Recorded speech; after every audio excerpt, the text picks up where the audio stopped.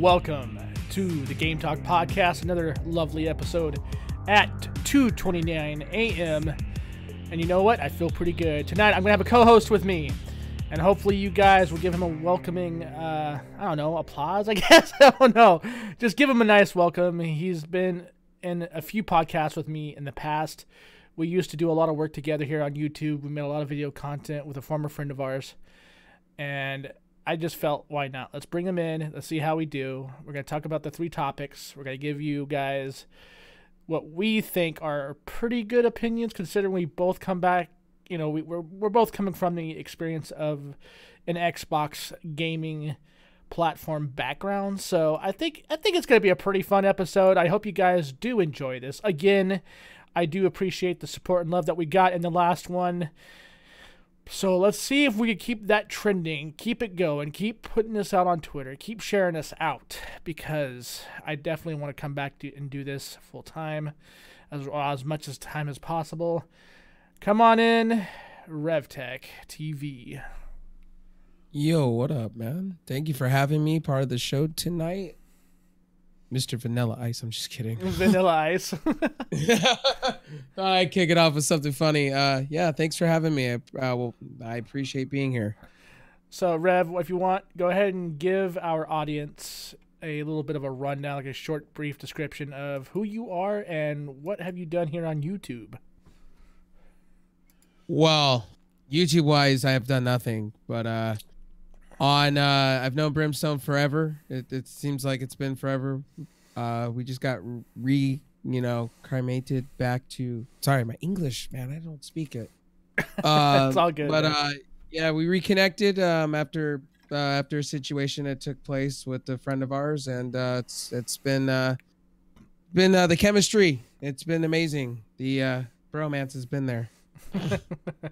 But yeah, it's like old home week. That's what it literally feels like. Yeah, I feel like it has sort of felt like that, hasn't it? Like it's kind of bringing back some I'm more on the streaming platform for gaming. You'll see me more streaming games than you'll see me do videos, but Brimstone's trying to give me the itch to come back to it. He's trying real hard, everybody that's watching. He's trying for weeks hard. I'm hoping. I really am hoping that I can get this man back into making YouTube content that he used to like making.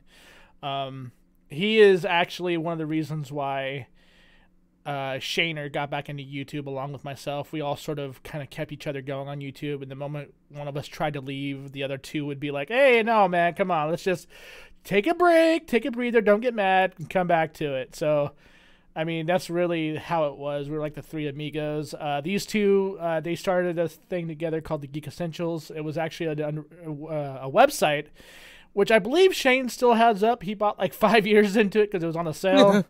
And of course, a lot of his health, all the health deterioration and whatnot, he never got to do anything with it. I don't know if I'm going to do anything with it. Maybe I will, maybe I won't. It depends on how well received we are as far as bringing the Game Talk back, because the Game Talk hasn't really done anything. A lot of our core audience has gotten tired of the old topics, and they really want to hear stuff about games, and that's what I've been trying to do, is bring that back. Oh, you wanted to bring back the magic that was there, that was that we all had, yeah. Yeah. You guys are gonna hear me belch a little bit. I'm drinking St. Pauli Girls Lager beer. It's pretty damn good. So, and I'm drinking that water, that hardcore water, brother. Yeah, that Aquafina, Yes. So we do got some topics tonight, and we're gonna go ahead and start off with the first topic. Let's see if we could even bring that up. Here we go. Boom. Halo coming to the PC. Now, I'm actually kind of hyped for this, but at the same time, I sort of killed myself with Halo because I played an unhealthy amount of it. It really just was not healthy for me.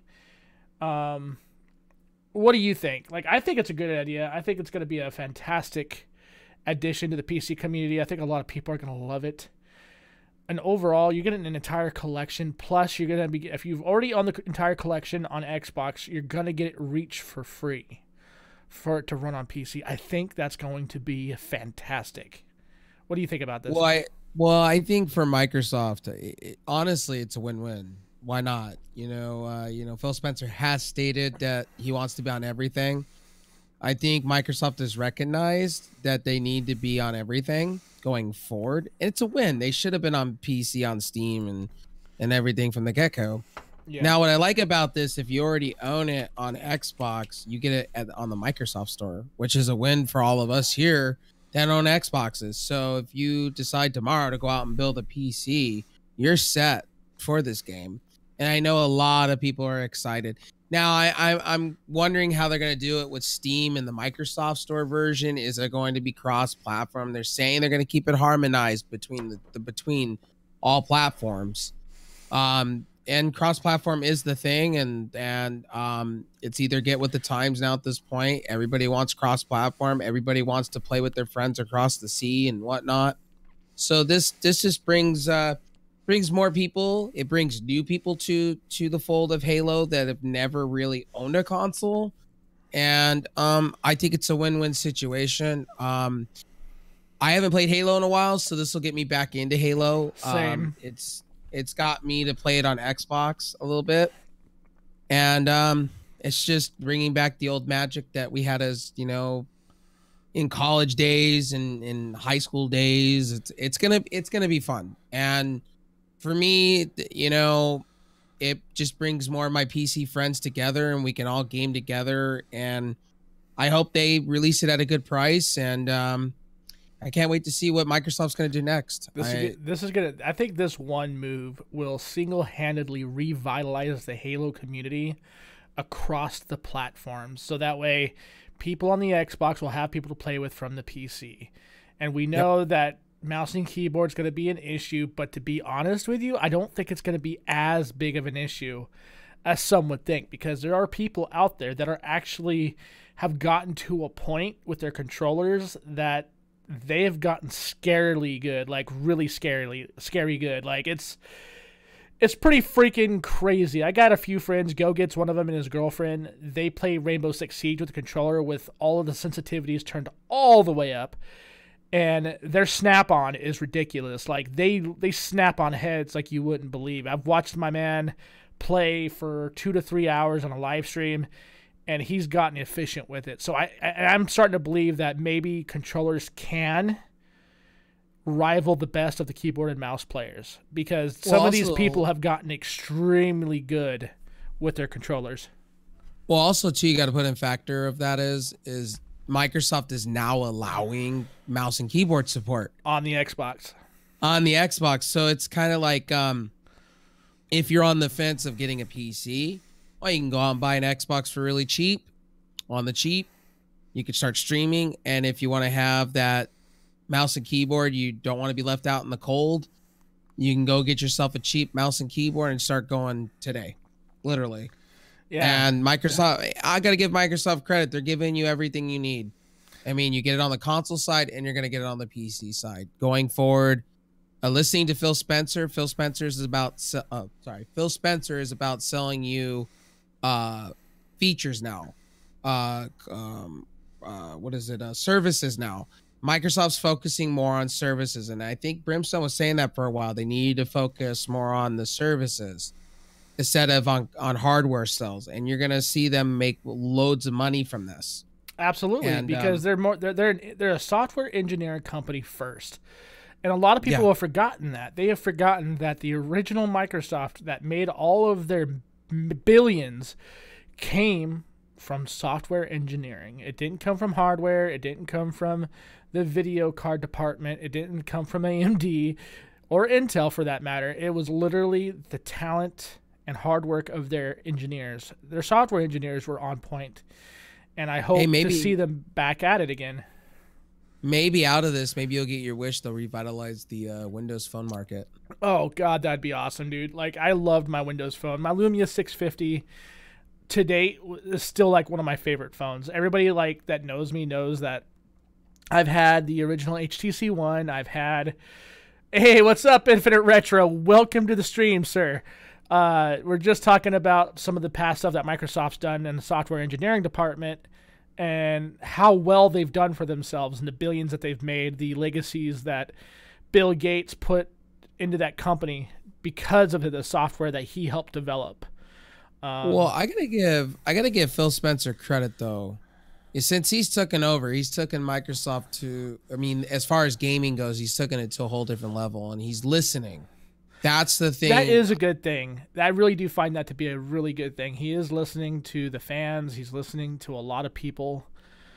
He's not paying attention more so to the shareholders than the audience, and that's important. I think quite a few companies could probably take a little bit of a lesson out of his pages in order to keep their companies afloat.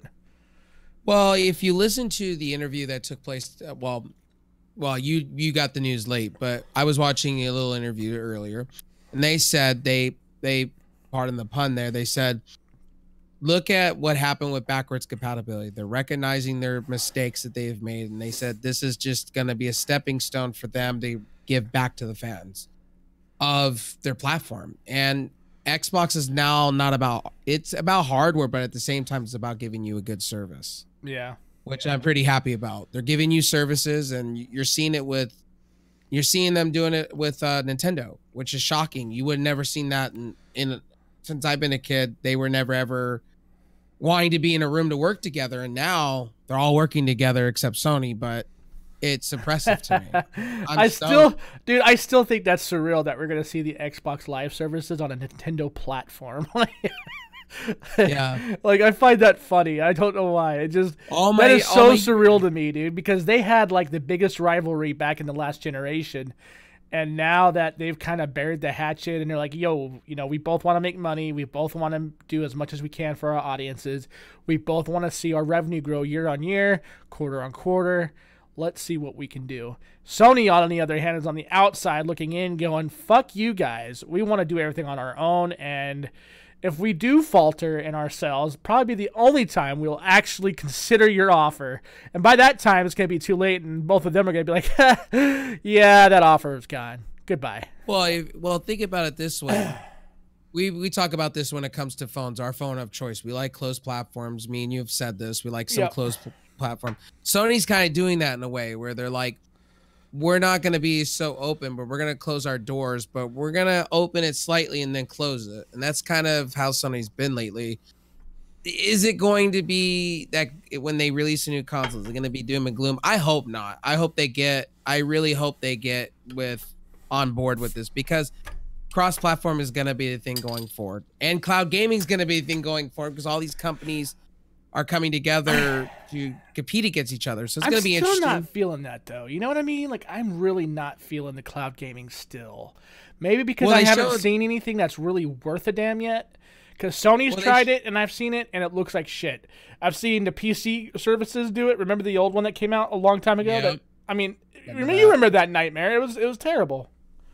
Well, also, too, they also showed off Project X. And what was interesting about it is, They didn't show a whole scale of it, and I know it's going to be only for some testing. I'm wondering how I think Microsoft will do it right. They've been really working on this for a while, and they got AMD working behind them for it. So we'll see. Okay, so like out of everything, and this is something that you and I covered back on the Night Owl Gaming podcast when we did that on my Brimstone's Gaming channel. You remember when we used to talk about the possibilities of either Microsoft was going to purchase AMD, or AMD and Microsoft were going to go in on a venture capital together and partner up with everything that they can with all their marketing experiences. And you're seeing it. So far, like, we've called it, dude. We were right on the money. Like, if they weren't going to buy them, they were going to go in on business together, and they were going to make sure that their two projects would come together as one. And we called that back then. So here we are, how many years later? Like, what, 5, 6? I'm going to call this now, and I know I'm not the best at predictions. I'm going to say day one, Master Chief Collection runs so much better on AMD hardware. Day one. Oh yeah. I'm gonna say this now, day one, and then maybe I'll be wrong, but I think AMD, because we all have, me and you have Vega cards, we have the same one, so In the it light, should work great. in the light of networking and better internet connection, let's go ahead and switch over to our next topic, and that is, oops, not that one. Let's go to this one. There we go. Why gamers should care about Wi-Fi 6. Now, you read about this a little bit more than I did, so if you want to go ahead and take off with it, because you were kind of like skimming through it before we started. I just kind of ran through it myself as well, so... So Wi-Fi 6 is going to be a new standard. Most phones, they already have it. The newer phones like Samsung's do. I know, what is it? Am I going to butcher the name of this? A Huawei? Huawei, the Honor phones. Yep. I know the new Xiaomi, right? Yeah. So Xiaomi. All those new phones that are coming out here on in the future are going to have Wi-Fi 6. It's going to be 802.11ax. Mm-hmm. And it's going to look really amazing. The speeds look phenomenal, and it looks like they're taking everything that was in AC and they're giving it a little bit of a better boost signal. Sorry if you hear my dogs in the background. I apologize. But yeah, it's just giving it's going to have faster speeds, faster upload speeds, faster down. The bands are going to be bigger. It means it'll be able to go through walls better. Because where AC stops is AC. We have AC routers. You know when it stops. Now it's going to be able to go longer distances, which is going to be cool. And download speeds are going to be better. Retro, just in case you're watching, I did PM you. Let me know if you want in on this, because, yeah, I just saw your message, so I do apologize for not getting to it fast enough. But yeah, the better internet connection is something that we could all attest that we really fucking need. Like, the constant dropouts suck. The more that we are pushing this copper on this gigabit speeds, the hotter the copper is going to get, which means it's going to chop up your signal. It's going to give you load times. It's going to give you a really bad signal strength. And that is one of the reasons why, is because of the kind of connection that we're on. I'm hoping, and of course I'm probably wrong. It's okay if I'm wrong. I'll admit it. Like, maybe I'm just wrong, and I'm in too much hopefulness for this. But I'm hoping Wi-Fi 6 will clear a lot of that up. You know what I mean? I'm hoping that Wi-Fi 6 can condense down the size of information, kind of compress it, and allow it to be delivered at a much faster rate. That's kind of what I'm hoping for. Well, my advice to anybody: don't invest into it the first year. Let it be out there. Let second gen come out of AX, and then buy in, because routers are going to be expensive. Me and Brimstone were looking at it beforehand, and it was like $400. $400 for your starting modem and router combo. Now, yeah, I have a Lynx to set up that's not even a year old yet. This goes up to over a gig speed, and I managed to pick up both separate. I bought both a modem and a router separately, because I didn't want to deal with the hardships of the combination setups that a lot of people deal with. And that usually encompasses the overheating problems that you get because too many connections are coming off of it. So I didn't want to deal with that. And if any of my original members here remember, like, I was having a lot of issues hosting this thing because of the Nighthawk 6 and the original modem I had through Netgear. Like, they were overheating almost instantaneously, and it was just a no-go for me. And so far, since I switched to this Lynx's setup, oh my god, things have gotten so much better. So I'm hoping for the new Lynx's setup. I hope they give us the firmware update into the new internet protocol. That'd be nice. That would be so nice. Just a quick BIOS update and boom, new internets. That'd be great. Well, they said that they're going to be revising what we have now, AC, which is number I think it's number 5. I think we have. Yeah. At the moment, it's going to be 5.5. Like, it's going to be like a 1.5 kind of deal. It's not going to be true 6, but it's going to be close enough to where we see better speeds. I have the same router as Brimstone here, so it is better than what I had before myself. It's just a way better system to me. And that's with my new modem. But we're not gonna talk about my speeds. My speeds are way too powerful. Some people don't even get those speeds. And yeah, my speed's over 400, and I get like over 40 up, so I'm good. Wow, you get better in the upload than me. Oh yeah, what's your upload at right now? 30. Oh, that's not too bad. That's not too bad And at all. then I get 450 down. That's really good, sir. With good old Spectrum, and hopefully I don't get throttled. Well, I really hope that when this comes out, like when it starts rolling out, because they said that they're going to be launching this, this year, I think, isn't it? Yeah, the phones are this year, and then like next year going to be the modem and routers, or do they already have the modem and routers ready for it? Okay, so how this worked out? They started with AD, and AD didn't do so well because nobody was adopting it because we were still on AC. So AD went to AX, so it's a revision of AD, and so AX is already out. You can get it with I believe Netgear and Asus are the two companies right now that are pushing it. Come on, let's just hurry up. You're spending a hefty price. Samsung, their new phones have Wi-Fi 6. I believe Xiaomi does, and the Honor phones do. And then every phone going forward is going to have Wi-Fi 6 going forward. Yeah. And it's going to kind of be like the MU-MINO supported type deal where it'll have the multi-bands. Yeah, it's the multi-band wave that a lot of gamers use on the routers, like the Linksys router I have. I think you have the same one. Those have MU-MINO on it, and those are supposed to help with the overload from having a single band. So yeah, it's gonna be nice. Like I said, I hope this will help a lot of our issues. I hope, and yeah, I'm actually looking forward to this because like I live in a brick house, so having a wireless connection to come all the way down here is a pain in the butt. Hence why I have this super long cable running from down here all the way up my staircase into the bedroom. So like I'm hoping I can stop doing that because I feel ghetto as it is already. So. Gotcha. I'm in the kind of the same boat. I have the old 1952 house with the chicken fish wiring or that mesh that just eats Wi-Fi alive. Yeah, you have the Stecco home. Yes, I do. The one. You got the Stecco home. Yeah, you have like the chicken wire within the walls with Stecco on top of it, and like cement underneath it. So when the room's hot, you feel it, and when it's cold, you feel it. So. Ew, that's rough. That's rough. Oh, that's rough. But I know you guys are gonna already know what we're gonna be talking about next, so we're gonna go ahead and segue into that topic. Bada boom, bada bing. Gearbox teases Borderlands 3 reveal at PAX East. I'm a Borderlands fan. I'm a pretty big Borderlands fan, dude. No, I am. I am a Borderlands fan. That's the thing. Okay. Like I loved the first two games, right?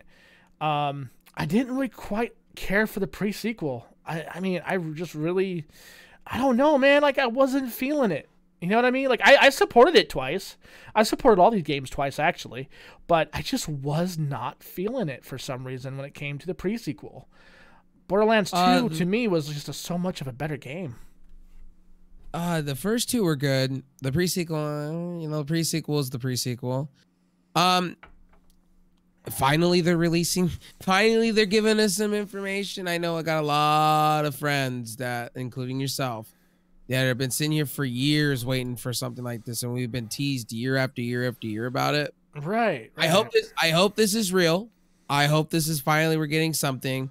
I hope they just don't give us like a little like logo that comes up on the screen saying Borderlands 3 in productions. Yeah. And then we have to wait until E3, that tease. Because I know a lot of these companies like 2K and all them, I know that they're all doing side events before E3, and E3 is kind of losing the validity that it used to have. Like E3 used to stand for something, and now it's becoming less and less and less. I mean, kind of like CES in a way. Let's just call it E3 for what it is, dude. It's a shit show. It really is. It's turned into a ginormous shit show. Developers screaming into a microphone about these grandioso fucking projects that are coming out. These great games. These, the super positive energy that comes in. And then we know what happens when those games launch. They disappear because they probably didn't get the recognition they were hoping for. You know what I mean? Like, that's just kind of how jaded I have become with E3. That sounds pretty negative, but it really is. That's the way I look at it now.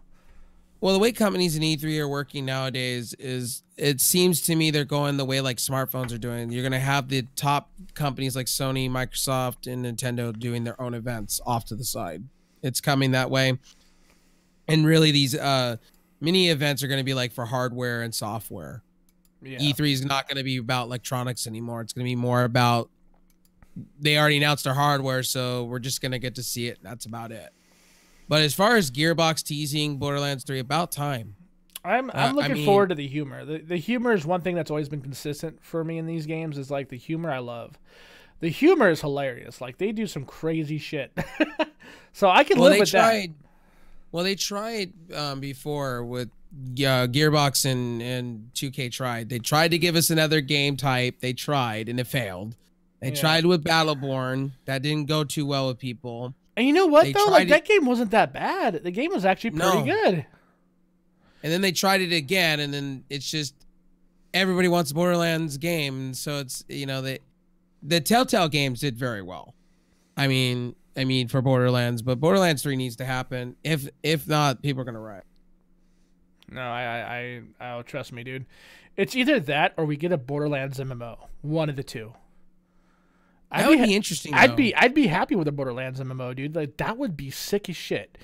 Like, you would actually be able to go run around, shoot and loot, get your armors, get armor pieces, get weapon pieces to complete your armor sets and stuff. Kind of like a Diablo-esque game, but like in first person and with a shit ton of a lot more loot. You know, like, that to me would be like the epicenter of what I would call the ultimate shooter looter. That would be interesting. That would be very, very interesting. I would like to see them do not a I'm gonna say this game, and I know I'm gonna get some shade for this. Fallout 76, they could do it not like that, but they can have the aspect like that, if you know what I mean. Yeah. But do it better, do it way better. I know I'm gonna get some shade for that. No, I mean, Gearbox doesn't operate on the Morrowind engine for like 30 years, so we're good there.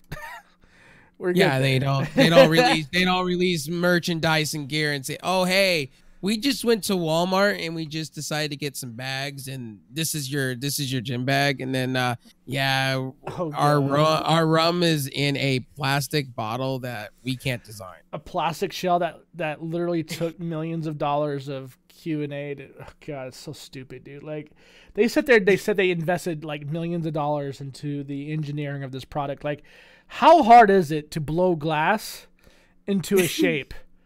Like, I have a friend that blows glass. Like, how hard is it? Like, it can't be that hard.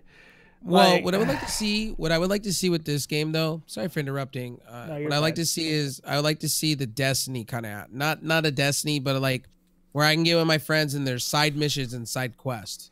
Yeah. So like, there's the main mission, and then I don't want them, like, if they do Borderlands, why don't they make it into like a continuous, like make the map bigger and bigger and bigger and bigger, like we've been promised with other games that keep releasing series that they said they were going to support one game for so long. I would like to see it with Borderlands more of, and I'd like to see it on everything. I wouldn't mind seeing, I hope with this announcement they go, oh, hey, here comes the Nintendo Switch remastered version of Borderlands 1 and 2. So we're ready on the Nintendo Switch for it, because I think that would be cool. Yeah, I would like to play some Borderlands on the go. That'd be kind of neat. I mean, it would kill the battery hella fast, but I mean, if you have a big enough battery, I don't think that would be a huge problem, really. No, not really. And as far as, okay, so that good hardware, there you go, like better hardware, that right there can be a good segue to, and you guys already know this one because I talked about it in last night's video. We're going to talk about it again in today's video. We're going to talk about the RTX card. The RTX card, god damn it. The RX Vega card. You guys, I don't know, maybe like I don't know, I can't say if I'm really a fanboy of AMD or not, but when I see a good deal, I see a good deal. $259. This man here talked me into getting mine, and I'm loving it. And we talked our buddy Metroxix to get his today. Well, I mean, what do you think about your card so far? Like, do you like it? I'll say this. Just don't use MSI Afterburner. Just don't use that software. It's some reason, I don't know if it's software, but it likes to ramp up my card to 100% and then ramp it down and then ramp it back to 100%. So it's their software. It seems like there's some bugs, but it stays nice and quiet. I'll tell you, when using VSync, because I have a dual PC setup, it's very quiet. It stays quiet. It doesn't run hot. I actually like the blower style. I have no issues with it. The only thing in the future that I would like to do with my card, and this is just me, I would like to buy this is just me though. I would like to buy a third-party cooler for it. I would like to just buy a third-party cooler, something cool. Later down the road though. But that's up in the air though. But I love the card though. Card's got the lights on it. It's beautiful. Yeah, that power reader on the inputs for the 2 8-pins is actually really nice. It tells you what rails you're using. I thought that was really fucking useful. I was like, wow, like it has got a full rail indicator on it. Like, what the hell? 2 BIOS switches, so if you mess up on an overclock, you're squared away. MSI's got you there. I just like the fact that it's made of metal. It's a pretty tanky card. Yeah, it's beefy as hell. This thing you could throw at a friend, give a concussion. There you go. I never thought, honestly, dude, like, remember when we used to, like, talk up the Zen architecture back in the day before it was even launched? Like, it was just barely being talked about. Remember that? Yeah. And that was right around the time that the Fury cards were just launching, and Vega was, like, years to come, you know, like, nobody even heard about Vega really all that much other than the rumor mill. And, I mean, do you think Vega has lived up to its name? 2 years later, I'll say this, 2 years later, yes, it has. When it first came out, I would have said no to you. I would have said it's kind of like the Vega 7 right now.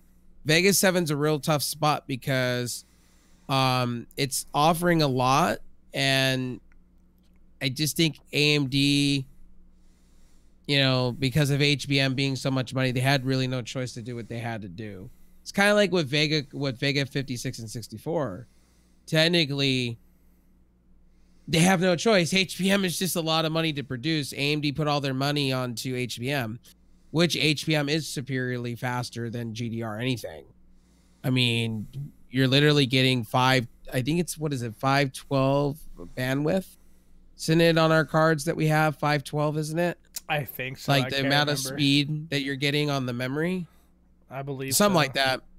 We're getting really fast memory, and where you're getting that in, where you're getting it, where these cards are really going to shine is content creation. And that's why I pushed this at Brimstone and Metro a lot of, is because if you're rendering a lot of videos and you need it done fast, quick, to the point, Vega's your card.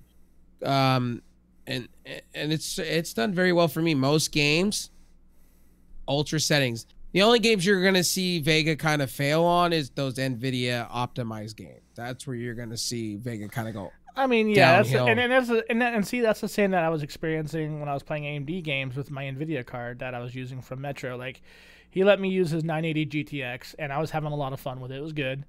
Really good, powerful little beast. But most of my games that I own are AMD optimized, so I was getting like half the frames that I would have normally got with my old R9 card. So I was like, now, right now is a good time to buy. I'll say this right now in the stream. Good time to buy a RX 580, 590, 570, 56, 64. Now I'm going to tell you the 64, $100 more is still a great bargain. Right now, I'm telling you, if you're looking for a card right now and all you desire is 1440p and 1080p, AMD's got you there.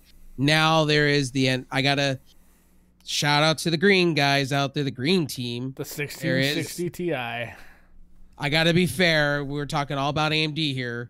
So you guys don't think I'm just a fanboy for the product. I'm not a fanboy for the product, but I go where it's best for the money. That's my thing. I've always been that way. And what's best for me in my wallet, and it's right now it's the AMD side of things.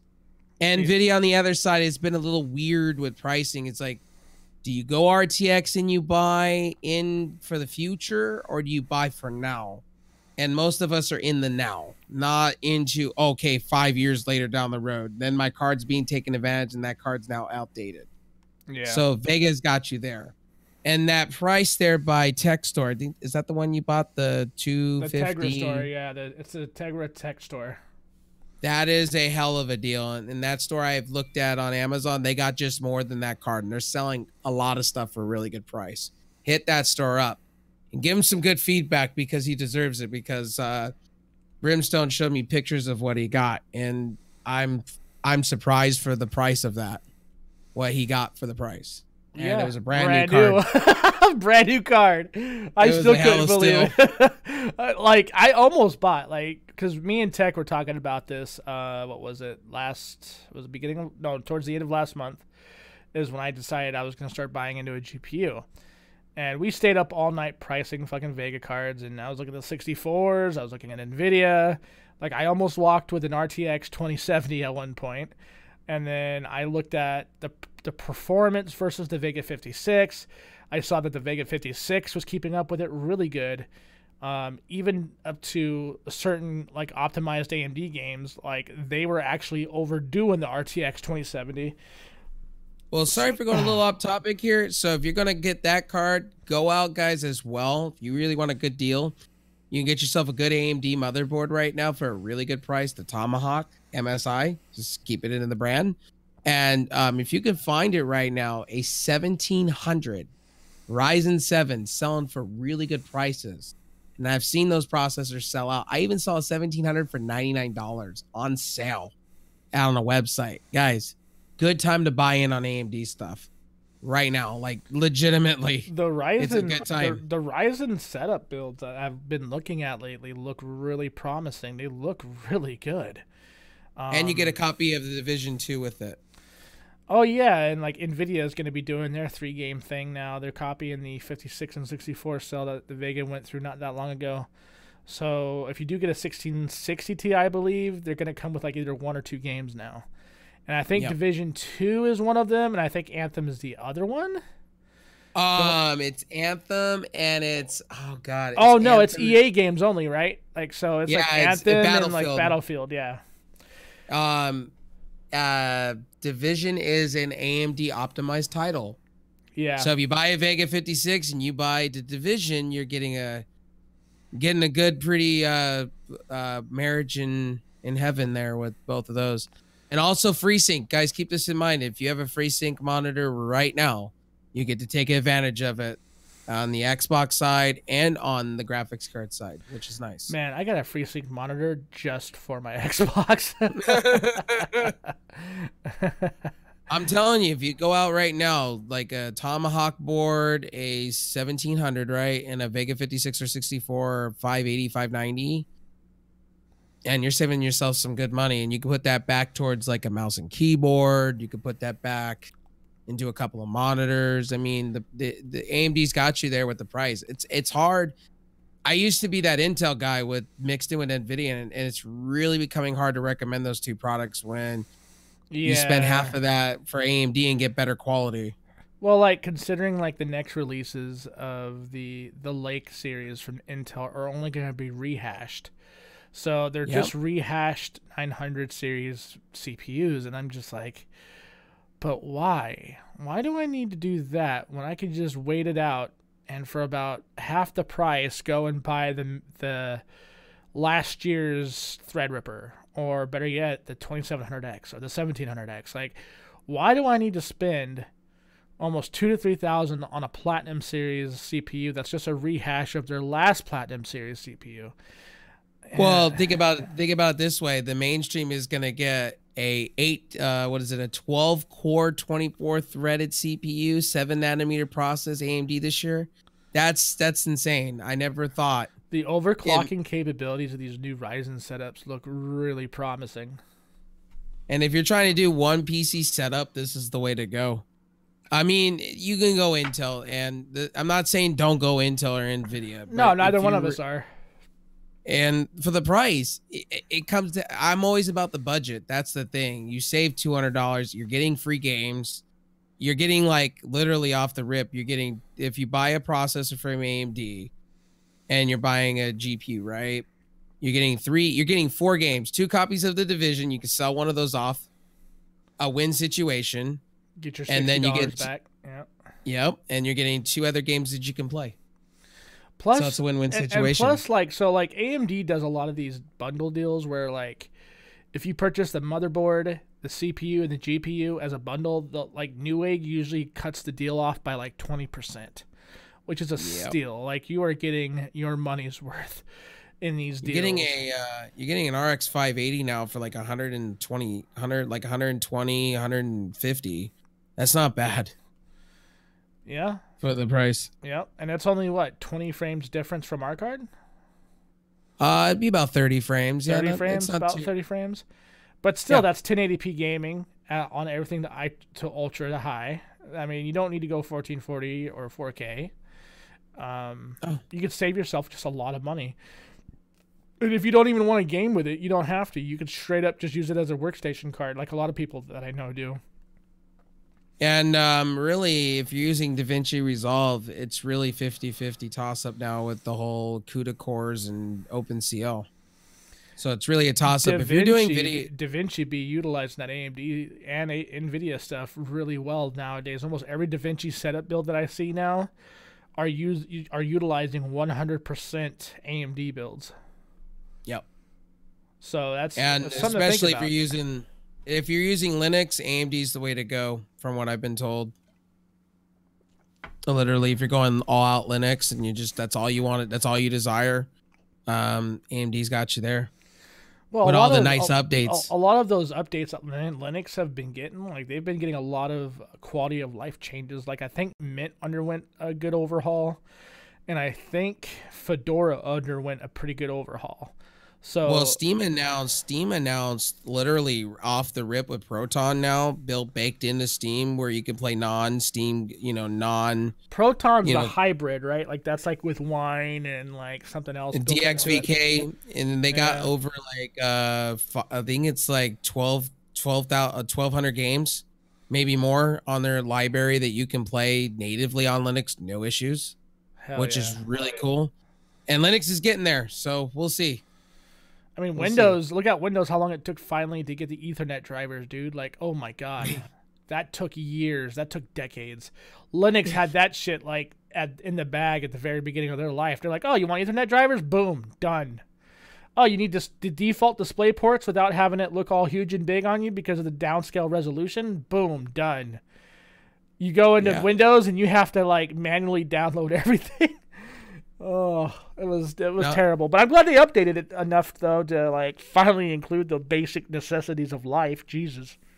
And also, guys, too, I don't talk about the secondhand market very often, but eBay, if you guys really want to test your might on it, there's some really good deals with Vega 56s and 64s going out there. And always take a look. Be like this deal here. That's a great deal, man. You're paying literally half of what that card is worth. And you're getting more than 1070 performance. You're in the 1070 Ti range, which is really, really good if you're really wanting to have that really good gaming experience. And here we are coming up to the 45-minute mark with 4 viewers. I just want to say thank you. And now we've been fluctuating between 4 and 5 viewers this entire time. Thank you guys so much for the view. Thank you so much for supporting the Game Talk, even though we have really not been around. I really apologize for that. I know a lot of my guys have been hitting me up lately wondering what the hell's going on. And it's just like I said in last night's video, like there's just so much in life going on. And trust me, I would rather be doing this than having to deal with the bull crap that I got to deal with in my life. And I'm sure Rev and anybody else that's ever been a part of a podcast can understand that as well. Like they've got a lot of stuff in their lives they got to worry about. I haven't talked to Gangster in a while. I hope everything's good with him. But is there anything else you want to talk about? No. I showed you a keyboard deal. I mean, oh, did you really? Yeah. Speaking of AMD, if you guys want a good deal on a keyboard as well, I think it's made by Mospeed. Mospeed, I believe, $60. If you get all an AMD system, you can put that towards that and a couple monitors. There you go. Ah, okay. All right. Let me see if I could find that deal. Did you link it to me? Yes, it did. Is it the Moto Speed? Yes, it is. All right, let me click that here. Oh, that looks kind of cool actually. Here, I'll put it in the I'll go ahead and drop that. Let me get the link. Boom. It's not a Razer, it's not a Logitech, but hey. Who cares? As long as it's good. If you're on a nice little budget, if you're on a nice budget, for what I've heard, this company is pretty good. They use Chinese switches though. Some people frown upon it, some people don't. But hey, for the price, you can't complain. All right, guys, here you go. This is the Moto Speed Gaming Mouse USB mechanical keyboard. It's got green axis, multicolor backlit. So instead of individual keys, no, actually, I take that back. It looks like it's individual keys that are lit, right? Yeah. Oh, okay. I thought it was like all backlit is one thing and then it just RGB'd across, but no.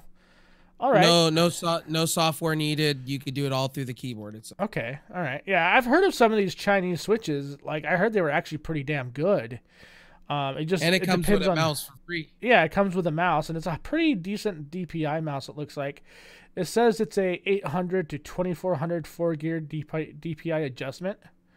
So that's not too bad actually. I've seen 3000 DPI mice go for like way more than this just by themselves. So it's not bad. Not bad at all. $65 gets you both, and you could get a cost of $55 and below with a $10 gift card. Yeah. I love Amazon. I think I spend way too much money on this damn site. I think when the time you window shop and look, you've like spent thousands. Yeah, like that's the most expensive window shopping that I've ever done in my life. I'm not gonna lie. Yeah. I want to say this in the podcast. I want to thank Brimstone for having me tonight. This has been pretty fun. You're very welcome, sir. I know we're doing it out of honor for a friend of ours. You know, everybody knows the situation with that. You know, like I said, he's looking up above to all of us, and that's the thing. And that's what I wanted to say in this podcast. He's spreading his happiness with all of us. Yeah, he's missed, dude. Trust me, he is very well missed by us too. He was a part of the family. What am I talking about? Part of? He was the family. You know what I mean? Like the dude kept a lot of people together, and he just overall just loved people. He loved the game. He didn't like the BS that happened, but overall, we all learn from all of our mistakes. And I hope that in the future we can just keep getting bigger and we can help others grow as well. Bring them in here, show them this is what a podcast is meant to be. Hell yeah, having fun. Yeah. But I'm going to go ahead and take us out. Thank you, TechRev, for joining me tonight on tonight's episode. It's 128 episode. Holy crap. This is such a long... And this is all season 2. I was going to cut it off at episode 100 and then start season 3, but I guess I'll do it for season... I'll do episode 200 as the last ep. So that'll give us a full year of doing this. And it seems like I'm getting a lot more traction doing it at this time. So I just want to say thank you to everybody that has given us a lot of love on that last video. And it looks like I will be doing this late at night on my days off around 2:30, 3 o'clock a.m. I'm off Mondays and Tuesdays. I work 5 p.m. to 1 a.m. Arizona and California time, which is West Coast time.